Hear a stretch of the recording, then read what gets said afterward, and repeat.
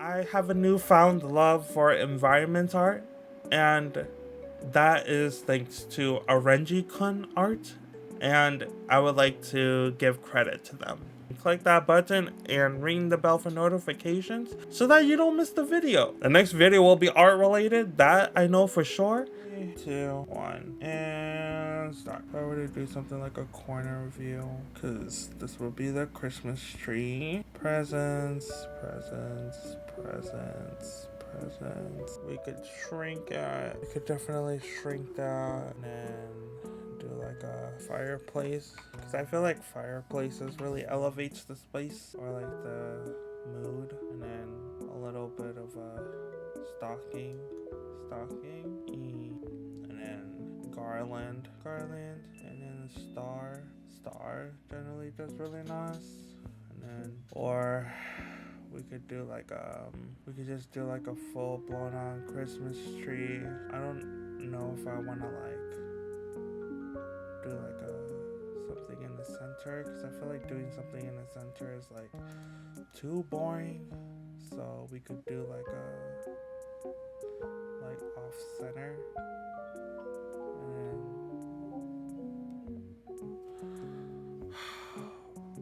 I forgot to do that.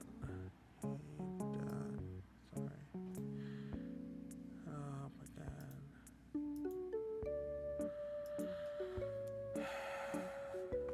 Sorry. Forgot that was there. Forgot to turn it off. Little picture frame there. And then for this one, I feel like could have someone decorating, you know, like decorating. We got 5 minutes, and then I don't know. I feel like it wouldn't be Christmas without some boxes. And then I don't know. It's like I feel like Christmas tree is always the center point. So I'm like, do I want? What do I want? You know, like, because usually you could do like windows. Because I feel like Christmas trees are always near the windows. Yeah, I feel like windows definitely elevate the space, kind of help lead your eye to the center a little bit, you know? It's so hard to choose, you know, because where do you want it to be? Like, where do you want it to be? Because I feel like just being able to like see so many, I feel like the options are always endless, but like to be able to see so many things, it just really brings it all together, just to be able to see everything. So like I feel like we should just do it all, and like the tree should be so much bigger, but I'm just sketching it so fast, and I don't know. I got a minute. I don't know. Stressing. What am I stressing about? I don't know. I think either way, it's gonna come down to like color. Yeah, I don't know. Oh my god, I don't got much time. I don't know. Don't got much time, you know. It's tough. And I think that's it. I only managed to get 5 different views, you know? It's like, I'm also, yeah. Alright, so 10 minutes. I sketched out some pretty good ones. Alright. And then I think the point of action here is to just choose one and then go for it. Like, I guess, I don't know. Alright, let's just choose one and then we'll spend like, I don't want to spend too long on it, but another 10 minutes sounds good to me. 10 minutes sounds good to me. So let me do that. Alright. Yeah, 10 minutes sounds good to me. I think that'll be good. 10 minutes is good. So I personally like it when the like it when the horizon line. I don't like it when it's at the top because the tree is very tall, so you need some sort of like, yeah, you need a bit of space. And I think having this much space would be good, or I think this is good. And then just sort of like I'm just going very rough because I don't wanna spend too much time on it, you know, like it's a Christmas tree. Everybody knows what a Christmas tree should look like. But I wanna go for like a nostalgic Christmas tree because I feel like I don't know, I feel like the old Christmas trees is very iconic and nostalgic because of the lights and how colorful it is. That's the main reason why I wanted to do this. Yeah, just so colorful, you know? And then I think this could be a little bit smaller.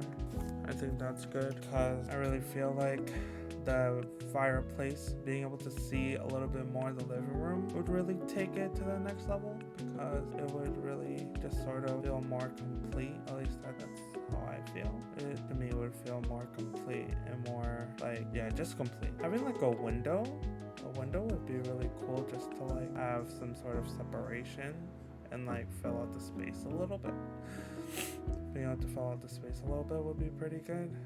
And then I think the window could be like there. And then having some stockings, you know? Stockings is pretty Christmas tradition, standard Christmas tradition. And then like I don't know if I want to do like a stone because I feel like stone would be more complicated than it needs to be. And then let's make this a little bit more taller, just a little bit. It doesn't have to be too big, but I think that's good. And then the garland, I feel like garland is always hanging by the Christmas tree.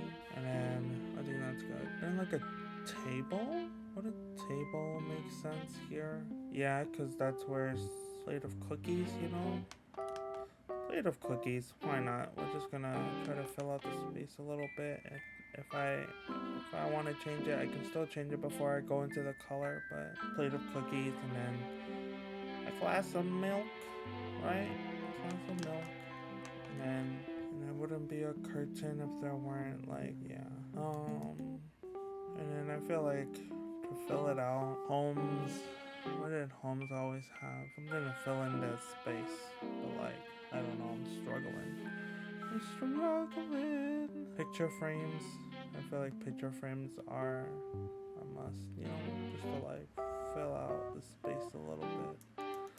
I feel like this is too much. And then I feel like a rug would really help. I think that's good. And then like I don't know, just boxes, present boxes of presents would really help just to like fill out any empty space. I really like how this is going so far. And then wouldn't be complete without like a star or something on top. Yeah, more or less. And then that is it for the sketch. That took us roughly 20 minutes between the rough doodle and the official sketch. Because I feel like if I add anything else, it just it would be too much. It would be too full, you know? And then now it would just be going into like a rough scale or like a rough color. Yeah, I think we should separate it. So we'll separate it and then we'll end it there because I think that's good. We established we went through multiple sketches just to like rough out some ideas of how like I wanted the tree to be laid out, and then we went into a full sketch. The thumbnail sketches took 10 minutes, and then the official rough sketch took another 10 minutes. And then I'm debating if I want to do a color rough before I actually go into it. So I think that would be a good idea. And yeah, we'll see how it goes. We'll kind of play it by ear, but for the most part, I'm trying to have this done by this week. I'm gonna try and complete this either today, tomorrow, or by next weekend. Not next weekend. I'm going to try to complete this illustration by this upcoming weekend. So next Sunday, I'm gonna try to complete this. So I want to publish this video by I want to publish this video by the week of Christmas. All right, sounds good. I wanted to really explain making this Christmas festive themed environment art. I recorded quick sketch of me making the thumbnails and just sort of really experiment with what I felt were some really good moments, sketching out my ideas and all the thumbnails, because establishing the thumbnail is really important because you're using shape to really lead the viewer's eye to where you want them to go. References to the sketches and color, it's really important to get that down first, because once you have that established, then everything else will fall into place.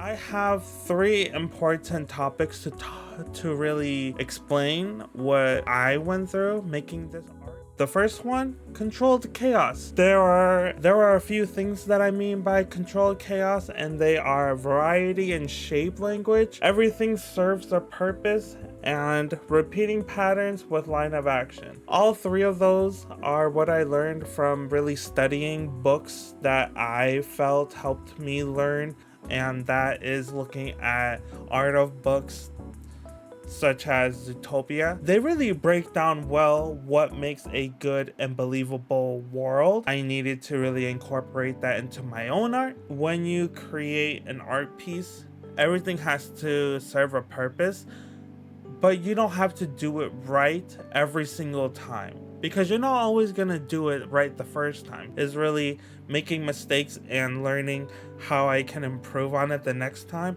We're moving on to the next one, but references. Try to figure out your focus. My focus during this was festive themed art. I drew inspiration from the 1990s of Christmases that I felt I experienced that made a really magical time of the year. The colors that really just sparked inspiration for me. The first one, gather images that represent the concept you're going for. Shapes or colors, these images that you're gathering, they can really make or break what your art looks like and what it feels like. Not always gonna be looking the best the first try and pushing forward even if you think it looks bad.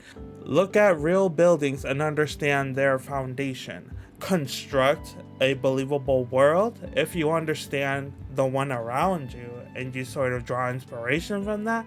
And so the third one, colors that can portray a certain mood or personality. My colors that I focused on really are red, green, and orange because those are the most prominent colors during the holidays. Is a lot of the time you see red and white, and then with green you see green and blue. And so, well, I'm sorry, red and green are a pretty common complementary color, along with it being associated with the holidays. And regardless, the colors can play a really important role because it can make the viewer happy, it can make the viewer sad, and that is a powerful tool when you understand the colors you're going for and the target audience you're trying to connect with. And so the last one is what I learned and what I struggle with, because I think it's good to really understand what somebody else struggled with. Trying to understand what everyone's art process is. Not everybody's process is the same. What I learned, it's good to sketch multiple thumbnails that really establish the foundation. Then you can focus on the good ones and sort of collage them together. And even if it ended up looking completely different from the final thumbnail, it resembles the key parts of what made each thumbnail good. The next point is playing with blending modes to achieve the right color and atmosphere mood. I'm using layer modes to emphasize the atmosphere of the painting. So say you're building a castle, all the brick kind of support the main castle. The star for me is the cherry on top. I was trying to recreate that feeling of Christmas. That is why I feel like I was able to achieve that correctly and successfully. I feel proud that I was able to sort of get the right colors, because it's not an easy thing to do. I'm constantly harsh on myself as an artist, our own worst critic. So moving on to the next one, adding a character takes the environment to the next level because it adds to the narrative. The way that the environment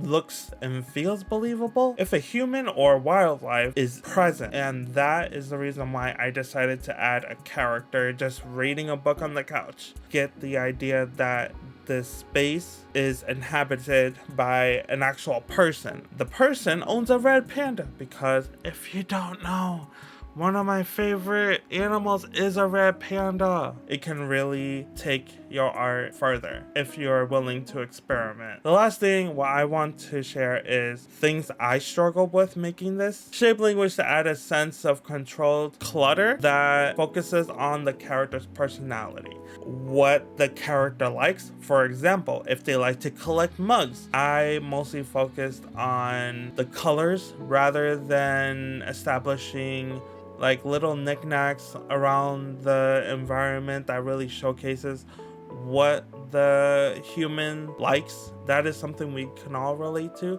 something in this life that makes us happy, that we are just so passionate about. So the next thing I struggled with is certain areas feeling unintentionally empty, and those spaces are the bottom right corner. There's really nothing below the presence of the tree in that area is where I feel I failed. I could have really used that to showcase what the character likes or dislikes. people pay attention to that. And people love Easter eggs. If you don't know, everybody loves Easter eggs. I could really take the appealing design further. And then the last one was the feeling of 1990s Christmas. The light. Nowadays, if you look at Christmas trees, there's a whole different feeling. Nowadays, it's all about white or silver or etc. You know, it's not about the reds, the greens, the blues, the yellows. All those incandescent lights were so vibrant, it just took your breath away. I don't know what I'm trying to say, but all the festive decorations, it's not the same. Modern Christmas to 90s Christmas. The yellows and orange weren't as strong as I would like it to be. I feel that the foundation of the art piece is there, and I am just so proud of myself. That is what I really enjoyed. Thank you for following me. Thank you for supporting me throughout this journey. I'm trying to just sort of keep it quick because I ramble a lot. Thank you for watching. If you enjoyed this video, I appreciate it. If you would like to leave a comment below of what you enjoyed the most, share your thoughts down below and what you feel you struggle with in your own art journey. But I would really like to make more gesture art and environment art. Peace out, Girl Scout. Also, I hope you enjoy my Fall Guys sweater.